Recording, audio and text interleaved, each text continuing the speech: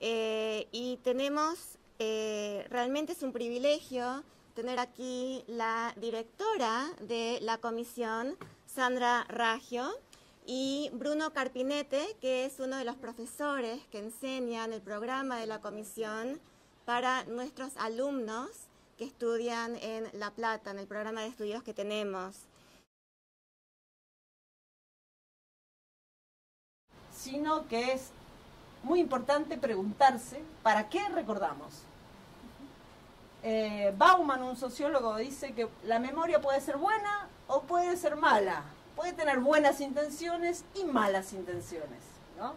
Uno puede recordar una violencia que ocurrió en el pasado para legitimar, para justificar una violencia que ocurre en el presente, ¿sí? Lo hacemos para defendernos, para que nunca más pase, y supongo que ustedes tendrán muchos ejemplos de aquí para representar lo que digo, ¿no? ¿Cómo lograr luchar contra la violencia, por ejemplo, el terrorismo, ¿sí? Para que no ocurra, y se desarrollan una serie de políticas que producen también muerte y violaciones por los derechos humanos. Esta tensión, en nuestro país, lo mismo. Muchas veces la memoria de la dictadura busca, ¿no?, legitimar la democracia sin ningún cuestionamiento. Todo puede ser peor. Hay que conformarse con esto que tenemos, porque recuerden lo que ocurrió en el pasado, ¿no?, que fue el horror de los horrores. Finalización, es decir, a aquellos que se consideran peligrosos hay que vigilar y controlar, son los sectores pobres, ¿no? Son los sectores pobres, que además son portadores de una raza.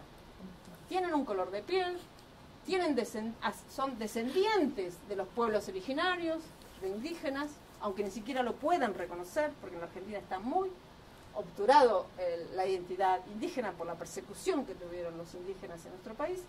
Entonces, la violencia en las cárceles en Argentina, en las prisiones en Argentina, la mayoría, la gran mayoría, casi todos diríamos, ¿no?, el 99% son jóvenes, varones, pobres. No hay que ir a hacer ningún estudio sociológico, solamente ir y mirar. Las caras son muy parecidas a las que vemos en la operación Streamline en Tucson. Que es importante pensarlo cuando pensamos la frontera. La frontera, esa fue nuestra experiencia, es un área de muchísimo sufrimiento. Cuando uno va a la frontera se encuentra con historias de muchísimo sufrimiento. Lo notable aquí es que uno no va a encontrar que ese sufrimiento directamente tiene un perpetrador con nombre y apellido, ¿sí? Alguien aplica la tortura a alguien y es un torturador que está cometiendo un delito. ¿A quién podemos imputar de todo el sufrimiento que un migrante tiene en la frontera cuando cruza el desierto? Si uno dirá, bueno, cruzan porque quieren, ¿sí? Están ahí porque lo decidieron. Cuando escucha sus historias, sabe que no están ahí porque lo decidieron. Porque la libertad tampoco es un derecho al que todos accedemos de la misma manera. Ni tenemos la misma cantidad de opciones cuando elegimos. Todo el continente fue el último continente en poblarse, si asumimos la teoría del origen del hombre en África, etcétera, etcétera. En la última gran glaciación empezaron las migraciones en nuestros territorios. Después hubo, obviamente, a lo largo de estos últimos 12.000 años, un montón de nuevos flujos de movimiento de personas. Incluso antes de la llegada del hombre europeo a nuestro continente, en el caso de Argentina, por ejemplo, ya existieron relaciones de grupos hegemónicos y grupos subalternos. Por ejemplo, el norte de Argentina era parte de lo que fue el Collasuyo, la parte sur del imperio incaico. Se movilizaban gentes y mercancías a lo largo de toda América, con relaciones entre grupos dominantes y grupos subalternos. de mediados del siglo XIX, se explicita la vocación de los constituyentes de que Argentina pudiera ser habitada por todos aquellos, lo explicita la Constitución, dice, todos aquellos ciudadanos, o todas aquellas personas que quieran habitar el suelo argentino. Entonces, desde sus orígenes ha tenido, por lo menos desde lo declamativo argentino, una política de puertas abiertas hacia el inmigrante. Las políticas activas que después el Estado desarrolló, como decía Sandra, a esas políticas subyacía una definiciones claramente racistas. De hecho, Sarmiento, en varios de sus escritos, lo explicita y dice, bueno, que las razas superiores están destinadas a desplazar a las razas inferiores, y que así ha sido a lo largo de la historia. Sarmiento era un pensador liberal,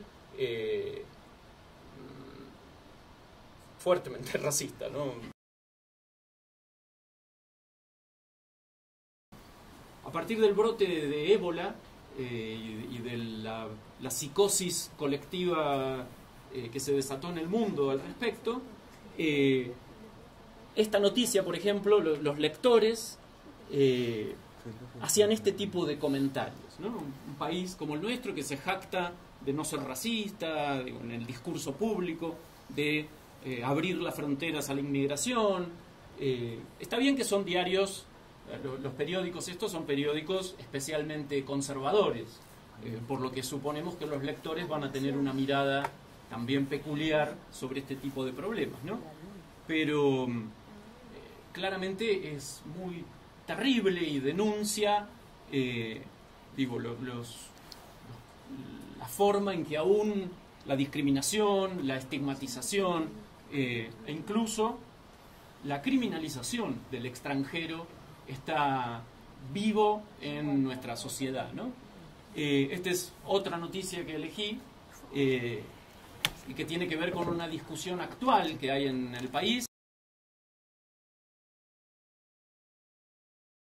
El Plan Patria Grande fue lanzado aproximadamente en el 2003-2004, cuando Néstor Kirchner asumió la presidencia, y lo que plantea, deroga una ley que... Deroga. La R estaba como bien argentina. Una ley que implantó Videla, uno de los presidentes de facto de la última dictadura cívico-militar. Y bueno, lo que plantea este Plan Patria Grande es que todos los habitantes del Mercosur que habitan en Argentina tengan la posibilidad de acceder a una documentación legal para poder acceder a un trabajo en blanco. De hecho, el programa fue halagado por el director general de la Organización Internacional de Migraciones, que es estadounidense, y dijo que Estados Unidos debería imitar a la Argentina. Una vez que nos dicen. Lo teníamos que decir.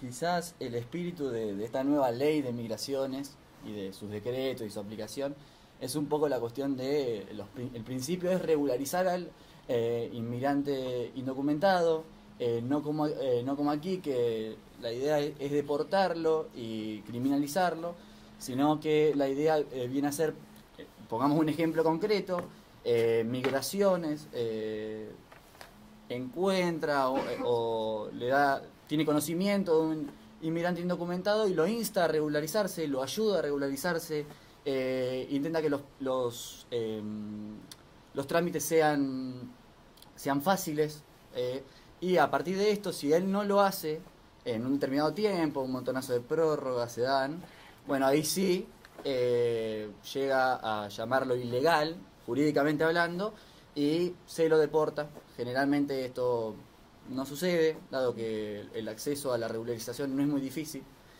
Pero bueno, quizás la diferencia que nosotros veíamos un poco habiendo ido acá a la frontera que tiene Estados Unidos con México, es que quizás la frontera geográfica de Argentina con los países limítrofes no se encuentra ahí tanto el problema en cuanto a la admisibilidad de los extranjeros en nuestro país, sino una cuestión más, como explicaba Bruno, Sandra, de los estigmas y la discriminación que ha tenido toda persona inmigrante, más que nada inmigrante de los países limítrofes, no de aquellos europeos, por ejemplo, y que eso se traduce muchas veces en una selectividad dentro del accionar represivo.